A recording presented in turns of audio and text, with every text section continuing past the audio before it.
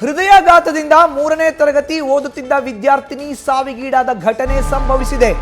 ಹೃದಯಾಘಾತದಿಂದ 3ನೇ ತರಗತಿಯಲ್ಲಿ ವ್ಯಾಸಂಗ ಮಾಡುತ್ತಿದ್ದಂತ ವಿದ್ಯಾರ್ಥಿನಿ ಕೊನೆಯುಸಿರೆಳೆದಿದ್ದಾರೆ.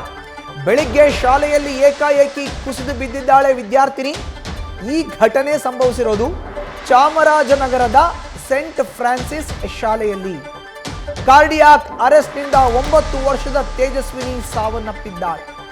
ತಕ್ಷಣ ತೇಜಸ್ವಿನಿಯನ್ನ ಆಸ್ಪತ್ರೆಗೆ ಕರೆದೊಯ್ದು ಚಿಕಿತ್ಸೆಯನ್ನ ಕೊಡಿಸಿದ್ರು ಶಾಲಾ ಸಿಬ್ಬಂದಿ.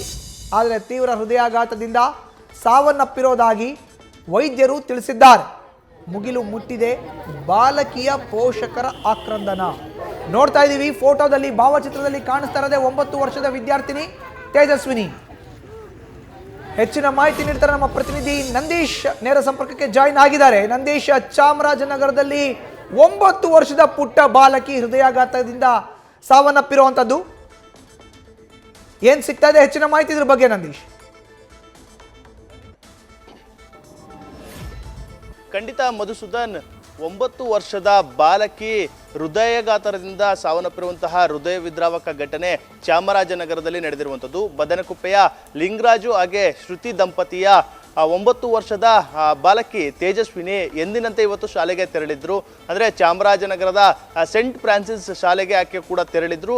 ಎಂದಿನಂತೆ ಪಾಠ ಪ್ರವಚನದಲ್ಲೂ ಕೂಡ ಆಕೆ ತೊಡಗಿದ್ಲು. ಆದರೆ ಆ ಸಂದರ್ಭದಲ್ಲಿ ಏಕಾಏಕಿ ತರಗತಿಯ ಕೊಠಡಿಯಲ್ಲಿ ಕುಸಿದು ಬಿದ್ದು ಸಾವನ್ನಪ್ಪಿರುವಂಥದ್ದು. ಅಂದರೆ ಆಕೆ ಏನು ತರಗತಿ 3ನೇ ತರಗತಿಯನ್ನು ಓದ್ತಾ ಇರ್ತಾಳೆ. ಆಕೆ ತರಗತಿಯಲ್ಲಿ ಇರದ ಸಂದರ್ಭದಲ್ಲಿ ಆಕೆ ಕುಸಿದು ಬೀಳುವಂಥದ್ದು. ತಕ್ಷಣವೇ ಅಲ್ಲಿನ ಶಾಲಾ ಸಿಬ್ಬಂದಿಗಳು ಮತ್ತೆ ಶಿಕ್ಷಕರು ಎಲ್ಲರೂ ಕೂಡ ಆಕೆಯನ್ನ ಆಸ್ಪತ್ರೆಗೆ, ಅಂದರೆ ಚಾಮರಾಜನಗರದ ಜೆಎಸ್ಎಸ್ ಆಸ್ಪತ್ರೆಗೆ ಕರೆದುಕೊಂಡು ಹೋಗುವಂಥ ಕೆಲಸವನ್ನ ಮಾಡ್ತಾರೆ. ಆದರೆ ಆಸ್ಪತ್ರೆಗೆ ಹೋಗುವ ಮುನ್ನವೇ ಆಕೆ ಮೃತಪಟ್ಟಿರುವಂಥದ್ದನ್ನ ಅಲ್ಲಿನ ವೈದ್ಯರು ಕೂಡ ದೃಢಪಡಿಸಿರುವಂಥದ್ದು. ಇನ್ನು ಆಕೆಯ ತಪಾಸಣೆ ಮಾಡಿದಂಥ ಸಂದರ್ಭದಲ್ಲಿ ಆಕೆಗೆ ಹೃದಯಾಘಾತ ಆಗಿದೆ ಎಂಬ ಒಂದು ಮಾಹಿತಿಯನ್ನ ವೈದ್ಯರು ಕೂಡ ತಿಳಿಸಿರುವಂಥದ್ದು. ಅಂದರೆ ಕಾರ್ಡಿಯಾಕ್ ಅರೆಸ್ಟ್ ಆಗಿ ಆಕೆ ಸಾವನ್ನಪ್ಪಿರುವ ಬಗ್ಗೆ ಇದೀಗ ಜೆಎಸ್ಎಸ್ ಆಸ್ಪತ್ರೆಯ ವೈದ್ಯರು ಖಚಿತವನ್ನ ಪಡಿಸಿರುವಂಥದ್ದು. ಆ ನಿಟ್ಟಿನಲ್ಲಿ ಇದೀಗ ಅವರ ಪೋಷಕರಿಗೆ ಮಾಹಿತಿಯನ್ನು ಕೂಡ ಕೊಡಲಾಗಿದೆ.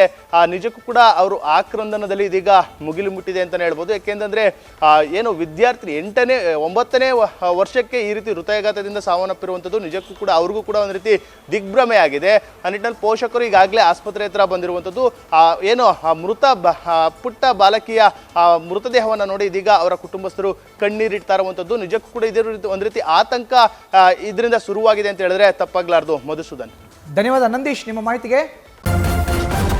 ನ್ಯೂಸ್ ಫಸ್ಟ್, ನಿರ್ಭೀತಿಯಿಂದ ನಿಮ್ಮ ಪರವಾಗಿ.